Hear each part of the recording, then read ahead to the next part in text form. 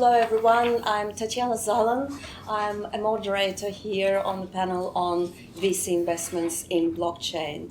And we have a couple of panel participants here. And let's start with just a brief introduction of who we are, who you are obviously, and what you're doing in the blockchain space.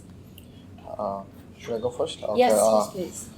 I'm John from Envelope Holding. So we're based in Dubai, Abu Dhabi. I originally come from Korea, got involved in blockchain, I think, as a sort of a hobby or passion project around 2017, right when I saw, I think, Vitalik's TechCrunch's pitch while I was in SF for a startup that I was with back then. And then we kicked off this envelope just last year. So it's a really pretty young fund. And what's interesting about us is that we have sort of Asian backers and Asian partners that are interested in the region, and not just Middle East, but more sort of developing countries that can really sort of adapt to blockchain and cryptocurrencies and sort of drastically make impacts in the traditional finance system. So this fintech, financial services, or DeFi is our sort of key focus as a fund. Okay, thank you, John. What about you, Sam? Hi, well, first of all, thank you for having me. It's a great pleasure to be here. I'm Sam Lee, founder and CEO of ConStreet. We are set up in 2017. So my personal background, I have been doing financing for technology company for over 20 years, since the dot-com. So I was on the IPO team of the first internet company listed in Hong Kong, and then boom and bust, with the dot-com, and I stayed with the industry, did many things like e-commerce, mobile payment, connected device. In 2016, just the natural evolvement of the industry, I involved in blockchain. And in 2017, I collaborate with a traditional investment bank in Hong Kong called BMI Group with 25 years of history. So they have done 100 IPO already in Hong Kong. So we create ConStreet just to create investment banking for the token world. So we have done many projects so far, and now very focused on security tokens. Okay, thank you. And Ahmed? Thank you first for having me, and it's a pleasure to be with the gentleman here.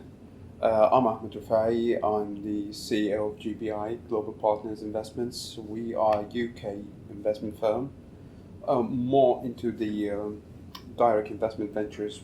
We used to do all the listed equity and debt and ETFs, all the liquid assets for a couple of years. But since 2018, we started introducing alternative investments to our investors. In terms of private equity, venture capital, some of the hedge fund techniques like leverage products, all these stuff. And we started looking into the VC industry, and part of it was the blockchain technology.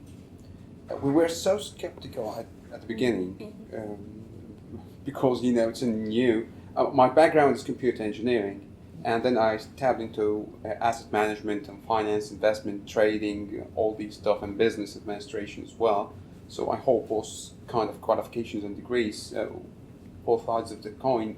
I'm a little bit aware into the details, but when it comes to the investors or our clients, they are more institutional, more sovereign funds, central banks and stuff. So when you speak with them about blockchain, a lot of red flags, question marks, and they start like looking at us and what are you talking about? So we needed to educate them more. So we spent around a year until we got them to understand what is this technology about. We are not into cryptocurrencies. We are more into the blockchain technology itself. That doesn't mean that we discard the cryptocurrencies at all. We're still looking at them, but we still don't feel that they are mature enough to offer them to our clients or to tap into them from our own pool of funds. Okay. So this Right, is briefly what we thank do. Thank you so much for the introduction. Yes. And just a quick question. In 2017, Richard Castellane wrote a very famous article in Harvard Business Review where he said that ICOs are coming and the venture capital industry should be paying attention, and it caused quite a stir in Silicon Valley. So then there was a period of craze in 2017, then it all went down. So how do you see investments, VC, or your place as VC funds in all this big picture relative to, say, ICO and STOs as well? Maybe we can start with Sam. Sure. Well, I think, now we see the crash happen and people might think he's wrong. I think he's half right? Because the actual token is really taking the financial and capital market to the next level. Well, it's just that when he make the statement, it's still at the early stage. And this whole security token concept almost doesn't exist yet, right? Which is a natural evolvement now. The whole industry is actually going there. But on the other aspect, even for ICO, which mainly related to utility tokens, is also have a great impact to VC, because when they're investing in early stage company, the company can still effectively do a lot of pre-sale of product and service, right? Because utility token basically is pre-sale of product or service, which improve the cash flow of the company and help them to get off the ground. Is basically cloud funding on steroid, right? But what ICO is not is about it is not an effective way to reflect the corporate value, because it is not a security, right? And also it's not an effective way for exit, right? Because some people at the time might be, I invest, VC invest, and then they exit with ICO. That might not be a good strategy, right? But now I think for the industry now evolve with complementary of security tokens, it could create a huge impact to VC, definitely. John, Ahmed, do you have anything to add to this? Let's start with John. I think I sort of agree with most of what Sam has said, and definitely what I want to sort of emphasize more is that during the winter that we have all sort of taken a step back and looked into different utility tokens, and is it really valuable? Like we've looked into different projects, even the massive projects like Polkadot or Cosmos, or which have taken us our hearts by storm. But when it comes to the creating utility and value for the users and the ecosystem, there's still a big question marks. And I think what us as a VCs or investors can do is that put a framework on what truly is good investments and what can be a scam even, because a lot of these ICOs, I think the problem was that a lot of the retail investors or the enthusiasts that came into the scene and without base knowledge in investments, and it was just dog eat dog world, and pump and dump was the sort of a fashion, right? I agree with John to a great extent, because for us we have been all skeptical about RCS. We didn't ever at any point in time consider them an investment asset or an instrument even for entering the market. Maybe from the point of view that you mentioned about being a security or not, in some legal way you can term them as a security, because even if it's a utility token, it doesn't have any security or any shareholding or any physical material holding in the company, but you are promising the client or the investor or the holder of the token, even if it's a utility token, you're promising him or her a cash flow from the future. You're promising a future cash flow. So it can be considered somehow a security, like a derivative or a contract for difference.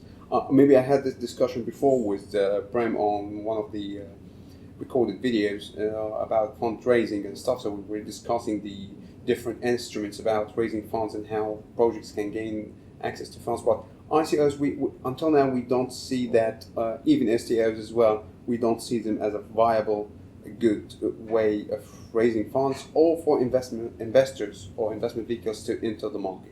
We look into direct equity or direct debt financing into blockchain VCs that provide the blockchain or add the blockchain touch or blend in the project as a feature or as one of the sides or the technology disruptors that's gonna set this business apart from the peers. Or so it's don't come to me and say like we are doing blockchain. No, tell me what's your business, what's your solution, how you are providing gains for the users and the investors, how you are relieving pains, and tell me that one of your technologies or even your core main technology is blockchain. As any other company, maybe Uber comes and say like, hey, we are easing and facilitating riding, and we are making the taxi experience or limousine experience much more better. It's okay, but don't come and say like, hey, it's a blockchain.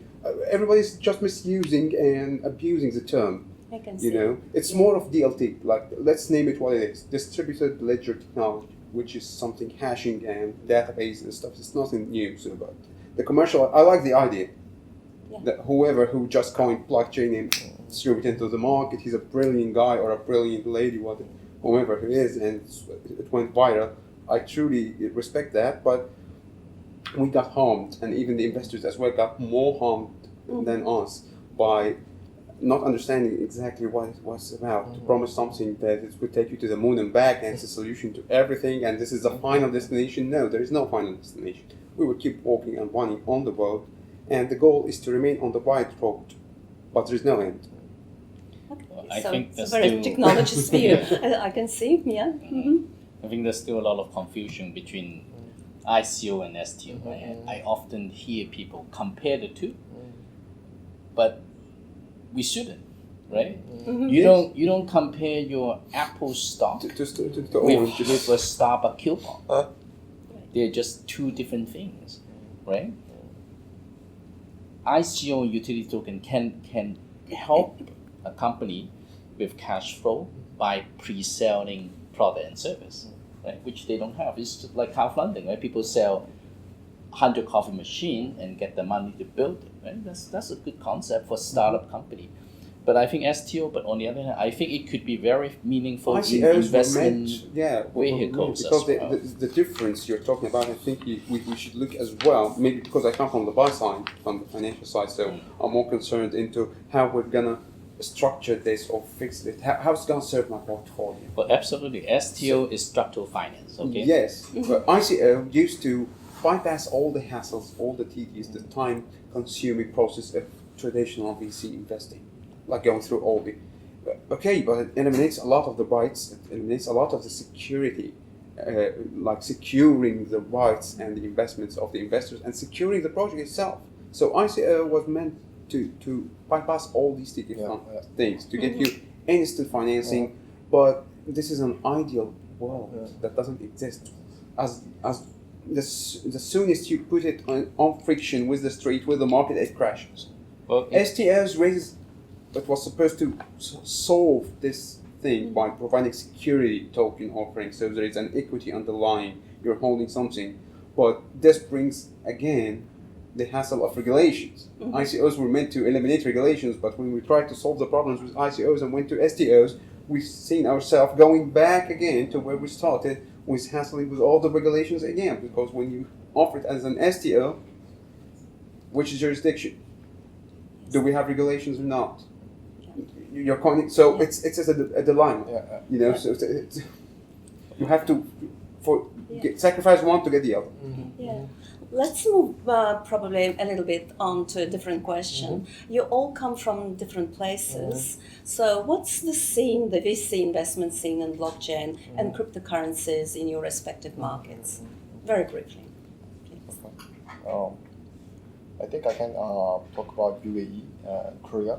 So I'm a Korean by birth. Alright, so Korea, I think is quite different because Korea has been at the epicenter of what we just talked about, ICOs and pretty much like it has sort of, But the government don't like that. Government is still in the gray zone. There is no dislike or hate or like about the whole crypto scene, but I think Korea is going through a sort of the educational phase where a lot of the ICOs have died down, and what the VCs are looking for is sort of a mixed deal, where you will put in some in equity and you'll also gain immediate financial gains by putting into the pre-IEO sort of projects. And when I moved to UAE here, I mean, if I talk about projects here, there is literally like a handful that I think we can invest in crypto space, or it's really embryonic sort of stage. But having said that, there is a great potential here with the push from the government and like a lot of the bigger corporations coming into the scene, whether it's ICO or STO. I think EMA just announced that they're going to tokenize their different real estate assets. So that's I think a very interesting move out here, and we will be happy to sort of continue our investments here. Oh, Sam? Well, from where I come from, we cover actually, the whole Asia. Like, our base in Hong Kong, but we also very active in Korea and Japan, Singapore. Investment in blockchain project is very strong, from the VC equity, strict equity. Cryptocurrency sort of dying down, but Bitcoin is still very strong. There's a lot of Bitcoin trading in Asia, and we see STO is coming big. Okay, this is actually, I think, the market penetration and adoption is faster than many people realized. Okay, for example, in Korea, they never have the regulation. During ICO days, crypto, they officially launched the sandbox program just 2 weeks ago. Right? Like, identified Busan is 1 hour from Seoul as the city for all this. Right? In Japan, we all know the banks, traditional banks in Japan move not very fast, they're very conservative. But just a few weeks ago, the top 6 banks, investment banks, brokerage firm, they formed a Japan Security Token Association, actually trying to come up with best practice and lobby the government to have the regulation sooner. Right? So now we see the bank is thriving. And in Hong Kong, back in March this year, our regulator SFC already issued a guideline, a statement stating STO is legal in Hong Kong, but of course it need to follow a lot of traditional regulation, like security requirement. For example, it require what they call a security type 1 license firm, which is a broker dealer, to do the due diligence, onboarding and things like that. And same in Singapore also have a framework. So we see all of a sudden a few major financial centers, right? I'm talking about the focus is major financial centers, right? Because when we dealing with ICO, people go to smaller countries, right? You need liquidity, never drive liquidity unless you have a massive population. To avoid regulation, as you said, right?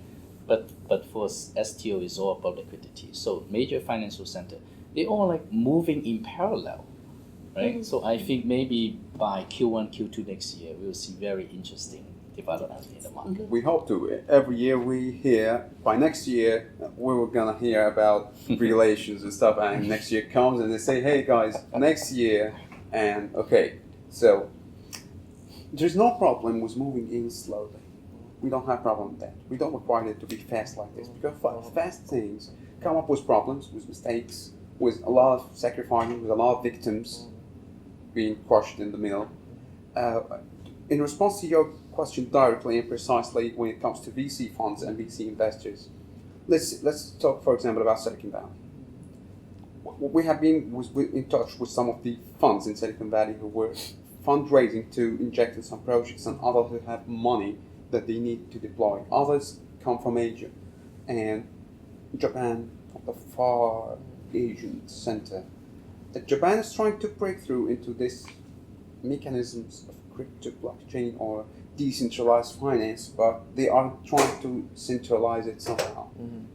So it's going to be semi-centralized. And believe it or not, like it or not, I'm a very big advocate of blockchain and decentralization and democracy and all these stuff. Okay, but I'm afraid that it's not going to work decentralized or centralized. It's going to be semi-decentralized. We need it. Because people will always need something to rely upon. it's about the psychology. This is what I've been saying for more than 2 years. That all those guys dealing in the crypto space and blockchain, they are talking about the technology and how good is it, and it's gonna be the savior of humanity. It's gonna be the savior of the planet, of savior of our galaxies and Jedi's of Star Wars. And great. I like the enthusiasm. I like the passion. I like the impatience.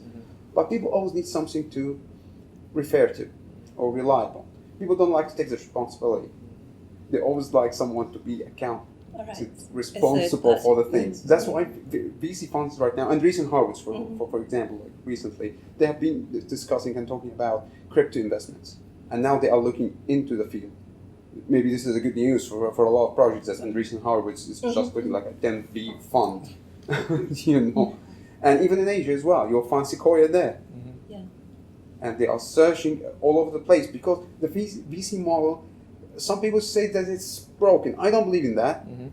No, it's not broken. It's doing good, but the problem is that they can't spot or determine the right projects. It's saturated. The market's saturated. Every day we hear about a new fund being set up, a new PE fund, a new VC fund somewhere in the world. So it seems like all people now are VC investors and PE funds. So where they're gonna invest to?